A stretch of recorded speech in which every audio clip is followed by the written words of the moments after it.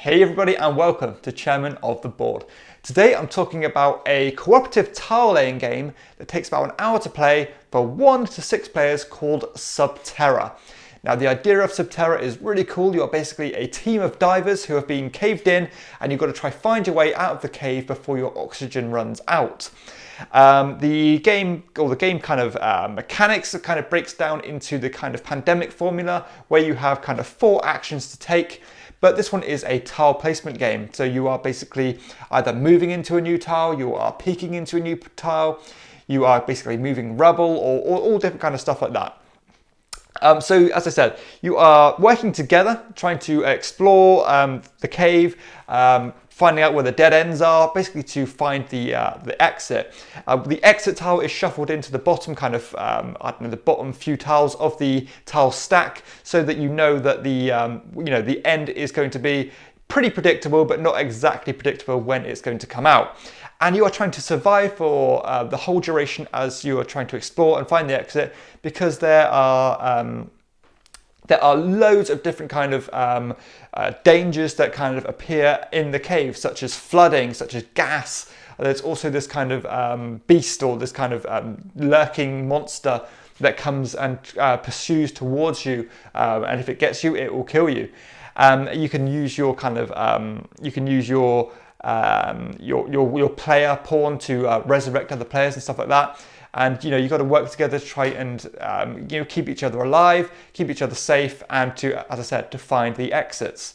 As I said, I love the theme. Everybody has a very unique power as well. You've got like your diver who can dive into certain water holes and come out a different place on the map, which is a really cool power. That's my favourite one of the bunch. Loads of different powers as well, which I can't completely remember. I think some have more health than others. Some can kind of hold up cave-ins and stuff like that. They're particularly strong guys. So yeah, I like the way the use of the powers, the powers are integrated into the game. That's really cool.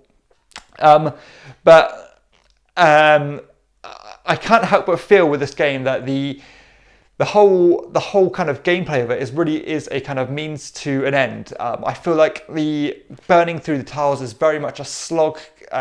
I find it very kind of, just very procedural, because I know the fact that that end tile is right at the bottom of the stack. It really is just kind of a slog until you get there. I don't really enjoy the journey of the game, and as I said, I'm just kind of counting down the tiles until the game end comes. I don't know why that is. I mean, I do tend to like cooperative games, but this one just didn't hook me as much as I would have liked it to. As I said, I just find it very kind of generic and very kind of, I don't know, it feels like Pandemic, but not as good. So I always feel like, why would I play a game that's like Pandemic but not as good as Pandemic when I can just play Pandemic? I felt that way about a game that's pretty similar to Terra actually, called Flashpoint, which is kind of a fire rescue style game that uses the action point allowance just like Terra does. But as I said, I feel like it's just a worse version of Pandemic. Obviously you've got the tile aspect to it, which is very different, but it just didn't grip me the way I would have liked. I feel like it goes on a little bit too long, towards that end of the hour kind of side of things. I would have liked it to be about half of that, to be honest. Mechanism wise, no complaints really. It feels very, very, very procedural. A lot like these cooperative games do. As I said, this one, Flashpoint, you've got your Burgle Bros as well, which kind of, again, uses that kind of 4 action points to do as you like. So very much the kind of tried and tested way of doing a cooperative game. Uptime as well. Sometimes you find yourself kind of not doing much at all on your turn because you kind of have to use 2 action points to get through certain spots, or you find yourself going to a dead end and coming back on yourself. So yeah, sometimes you feel like you're not achieving much on your turn at all, which again is a bit deflating at times. Replayability wise as well, I feel like the game is the same every single time you play it, which again is a bit, it just doesn't grip you coming back and back to it more and more, because again it just feels the same every time. Interaction wise as well, it is good that you kind of have to stick to with each other sometimes, resurrect each other, you know, maybe stick together but branch off in different directions to cover more ground. You do have to really take a risk sometimes just by wandering blindly into spaces because you just haven't got the time to basically peek into every tile, because that just is not a constructive way of playing. Something as well that is kind of intriguing, it doesn't bother me personally, but I've heard a lot of people comment on it. The tiles are very, very dark. They have a very kind of strange color scheme where it's very hard to differentiate where the actual travel paths are, where the caves are, where the dead ends are, because as I said, it's very, very dark to look at.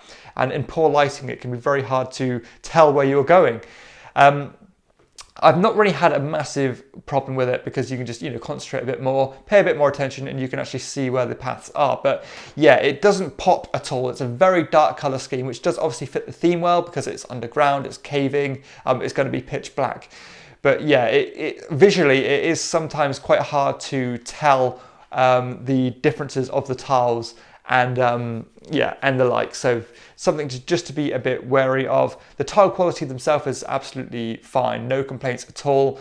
I think the player pieces are kind of miniatures, so they're not like, no, they're not. Sorry, they are pawns. So yeah, they're meeples, aren't they? They're meeples with stickers on, which do kind of fit the characters. You have the kind of unique stickers.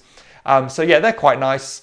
The only little complaint as well is that the beasts that kind of track you down and try and follow you, they are very, very boring kind of wooden discs. It would have been nice to see a nice kind of meeple or miniature to represent those beasts. So yeah, that kind of is my thoughts really. If you like cooperative games, this is definitely one to check out. If you like the kind of pandemic formula of using your 4 actions, I just feel like this one isn't different enough. It doesn't have enough of a hook to it. One that I'd definitely recommend more than this is Burgle Bros. It has a kind of a cooler theme to it. I'm not faulting the theme of Subterra, it has a cool theme, but this one, Burgle Bros has a kind of a cool theme where you're trying to, you know, navigate around alarms and stuff like that. It very kind of feels a bit different. This one doesn't have that unique hook, doesn't have the replayability factor, stays a bit too long over its kind of, or it stays beyond its welcome a bit. So yeah, doesn't get a positive review from me, I'm afraid. I'm going to give it a mediocre verdict.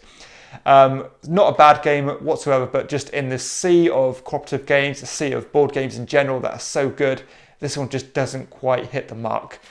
So I hope you've enjoyed this review of Subterra. Sorry I couldn't be more positive about it. But again, if you have liked it, please hit like and subscribe to my channel and check out my other videos too. For everyone else, I'll see you next time on Chairman of the Board. Bye.